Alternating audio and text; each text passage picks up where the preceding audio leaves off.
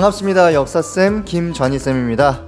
자, 여러분, 오늘 살펴볼 내용은 갑신정변과 그 이후의 국제정세의 변화를 살펴보려고 해요. 중요한 건 뭐예요? 갑신정변이라는 어떠한 사건이 있었다라는 거, 그리고 국제정세가 그 이후에 어떻게 변화했는가, 이러한 내용을 관점으로 한번 살펴보도록 하겠습니다. 자, 우리 저번 시간에 마지막에 배웠었던 중요한 사건이 하나가 있었어요. 뭘까요? 그렇죠? 이모군란. 뭐예요? 차별을 받던 이 구식 군인들이 이제 이 차별에 항거해서 본인들의 권리를 찾는 그런 운동이었잖아. 운동? 반란이지. 자, 그랬을 때 이모군란 당시에 이제 막 13개월 동안 막 돈 못 받으니까 거기에 대해서 막 한 달짜리 월급 줬는데 막 그 안에 쌀이랑 모래랑 섞여 있고 그러니까 당연히 화가 나겠죠. 그러면서 당시에 이모군란 당시에 누가 흥선대원군이 다시 집권하는 그런 모습들도 살필 수가 있었잖아. 자, 연도 같은 경우는 1882년. 자, 그랬을 때 이걸 누가 진압을 해요? 그렇지? 명성황후가 청나라에게 지원 요청을 해가지고 청나라가 진압을 한단 말이야. 여기서 이 과정에서. 그랬을 때 이제 사태가 좀 지나갔어. 사건이 끝났어. 그랬을 때 개화파 입장에서는 좀 고민을 하게 됩니다. 그러면서 개화파가 두 개로 나누어지게 돼요. 이 이모군란을 기점으로. 자, 어떻게 두 가지가 어떻게 되느냐? 첫 번째는 우리가 너무 급하게 개혁을 진행을 하다 보니까 이러한 친구들이 적응을 못하고 이렇게 되는 거 아니냐. 온건개화파 천천히 하자. 온건개화파 아니다. 야, 지금 세계가 어떻게 변하는지 니네 모르지. 어떻게 해야 돼? 겁나 빨리빨리 해야 돼. 급진개화파 이렇게 이제 나누어지게 되는 거죠. 그랬을 때 대표적인 인물로 온건개화파 같은 경우는 이제 어윤중이라든가 그리고 누구죠? 갑자기 기억이 안 나네. 김윤식. 그렇죠. 김윤식. 쌤도 이제 안 보고 하려다 보니까. 자, 급진개화파 같은 경우는 누구? 자, 여기 특징들이 있습니다. 급진개화파 같은 경우는 이름들이 다 빛나. 자, 일단 첫 번째로 서광범. 서광범. 빛광자. 이름에 빛광자를 쓴단 말이야. 그리고 이제 박영효. 얘는 이름에 이제 꽃뿌리 영자 쓴단 말이야. 꽃뿌리 예쁜 거 있죠? 그리고 이제 또 누구 있을까요? 김옥균은 이름에 구슬옥자가 들어가. 구슬이야. 빛나. 자, 그리고 또 누구 있을까요? 홍영식. 불거 이름이 붉단 말이야. 그래서 이름들이 다 빛나. 뭔가 빨리빨리 하는 젊은 친구들이었단 말이에요. 이런 친구들을 중심으로 개화파가 나누어지게 된다. 자, 그러면서 이들은 각각 지향하는 개혁의 방향이 달랐어. 온건개화파 같은 경우는 바로 요 청나라를 지향을 했고요. 그리고 당시 청나라의 양무운동을 모티브로 본 모델로 삼았습니다. 그리고 당연히 양무운동 이코르 뭐가 같이 가겠어? 그렇지, 동도서기가 같이 가겠지. 동도서기. 자, 급진개화파 같은 경우는 어떻게 나눠지게 되는가? 급진개화파 같은 경우는 일본을 따라가게 됩니다.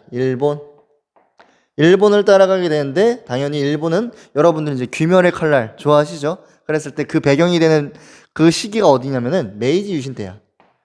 메이지 유신. 거기 보면은 이번에 막 무한열차 나왔잖아. 막 기차 지나가니까 막 거기서 멧돼지가 막 신나가지고 막 한단 말이야. 그 열차 지나가는 그러한 모습이 바로 이 시대예요. 이 시대. 귀멸의 칼날.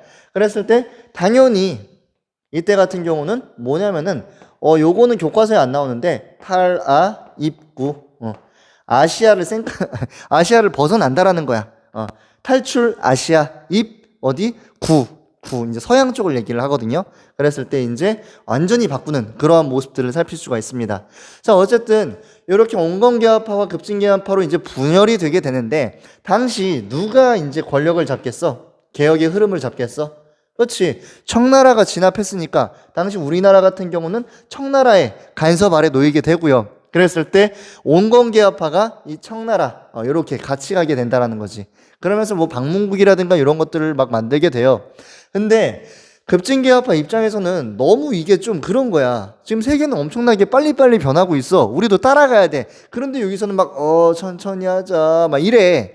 그러니까 당시에 이제 급진계합파에서 막 개혁을 실시하려고 일본에 돈을 빌리러 갔다가 막 실패하기도 하고 막 여러 가지 노력을 하거든요. 근데 안 되는 거야. 그러니까 어떻게 하는 거야? 야, 계속 하다가 안 되니까 결국에는 폭력이 나오는 거지. 자, 그 내용이 바로 오늘 살펴볼 갑신정변이다. 갑신정변이다. 자, 갑신정변에 대해서 연도 몇 년도냐? 1884년입니다. 자, 암기 팁을 좀 드리자면은 4년대에는 중요한 사건들이 일어나 근현대사에서. 그래서 1884년 같은 경우는 갑신정변, 94년은 청일전쟁, 그리고 이제 1904년 같은 경우는 러일전쟁. 4년 같은 경우는 그래서 전쟁들이 좀 많이 일어납니다. 갑신정변도 전쟁은 아니지만 전쟁급의 매우 중요한 사건이었다는 걸 여러분들이 기억하셔야 돼요. 자, 그랬을 때 갑신정변은 왜 일어나게 되는가? 자, 당시 청나라가 우리나라에서 주둔을 하고 있었습니다. 그런데 당시 청나라가 어떠한 국가랑 프랑스랑 청푸전쟁을 이제 베트남에서 하게 됐거든요. 그러면서 당시 청나라 군대가 절반으로 줄어들게 돼요. 절반으로. 이제 전쟁하러 가야 돼서. 자, 그리고 당시에 일본이 지원을 약속합니다. 약속해요. 일본군이 지원하는 걸 왜냐면은 이모군란 때 이제 군인들 들어오게 됐잖아. 이모군란 때. 자, 그러면서 일본군의 지원과 청나라 군대가 반 정도 사라졌기 때문에 급진계합파 입장에서는 해볼 만하다고 생각하는 거지. 그러면서 당시에 플러스 이 배경이 되겠죠. 이거 배경. 자, 당시에 이제 이 급진계합파가 어떠한 내용을 가지고 이제 진행을 하느냐? 당시 우정총국이라고 있습니다. 우정총국. 그러니까 지금 얘기하면 우체국을 얘기하는 거야. 우체국을 만들었을 때 이제 이 우체국을 처음 이제 시작하게 했으니까 기념비적인 사건이라고 생각을 해서 행사를 한단 말이야. 그때 많은 관료들이 모였을 때 이 급진계합파가 이 사태를 일어나게 됩니다. 그러면서 많은 사람들을 죽여버려요. 본인들의 이제 반대편에 있는 사람들을. 그리고선 빠르게 고종을 잡고 그러면서 정권을 장악한 다음에 뭐를 발표하게 되느냐? 패정개혁 14개조 정강을 이제 얘기를 하는데, 자, 14개조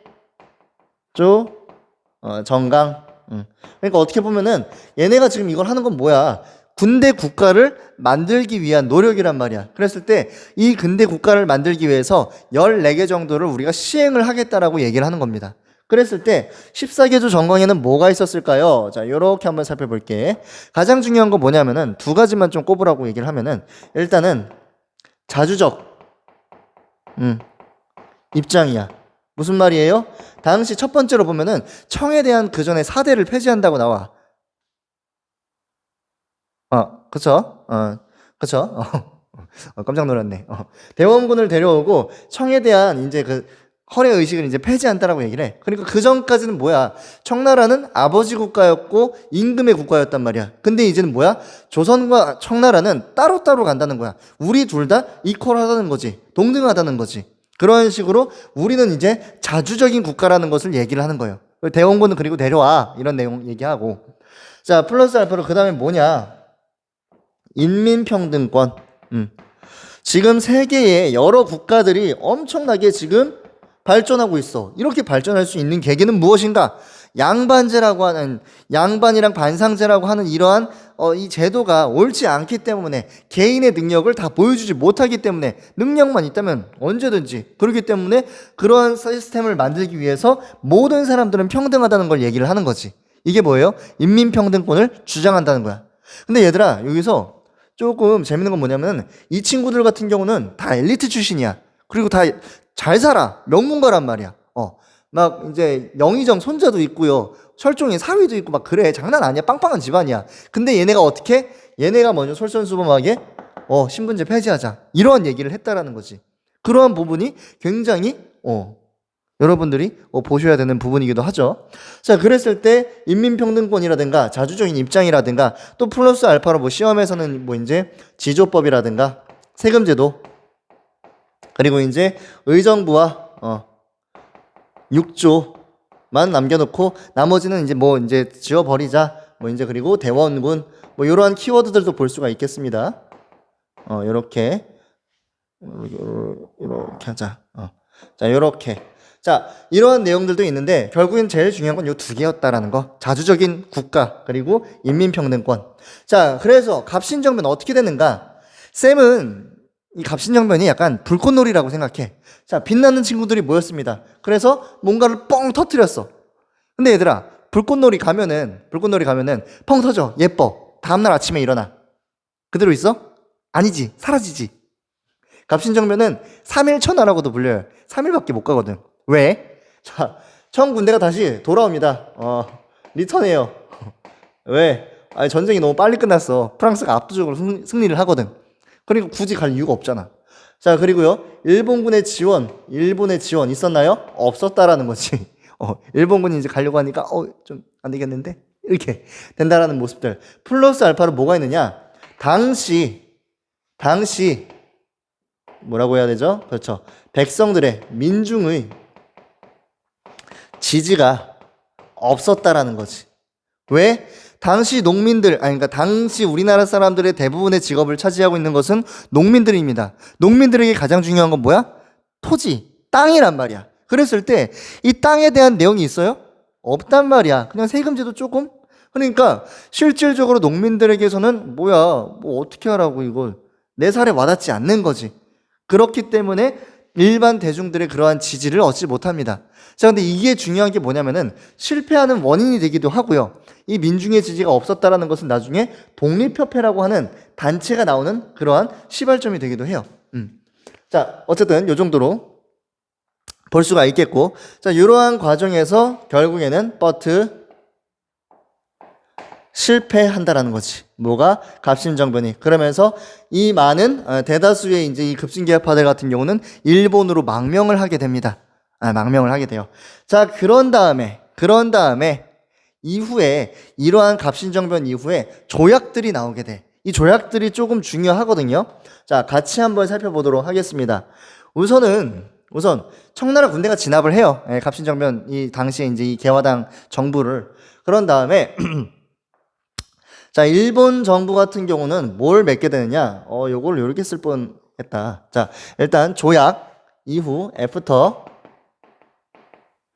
조약을 한번 살펴보면은 조약. 자, 청나라 같은 경우는 뭐가 있어요? 청나라 같은 경우는 일본이랑 같이 조약을 맺게 되는데, 자, 이게 뭐라고 얘기를 하냐면은 우리 텐진 조약이라고 얘기를 해. 텐진 조약. 텐진 조약 같은 경우는 뭐냐면은 당시 내려와가지고 일본군이랑 약간 가볍게 좀 전투 아닌 전투를 벌여요. 그러면서 청나라랑 일본이랑 서로 간에 이제 좀 아직 싸울 상황은 아니라고 생각을 하는 거야. 특히 일본이. 그랬을 때 일본은 이 조선에 대해서 양보하고 싶은 마음이 없어. 청나라도 양보하고 싶은 마음이 없고. 그랬을 때 서로 근데 지금은 싸우기 애매하니까 나중에 혹시 서로 간에 군대가 들어왔을 때 서로한테 얘기해 주기로. 일본이 들어온다? 청나라한테 얘기해주고, 청나라가 들어온다? 일본한테 얘기해주는 그러한 내용입니다.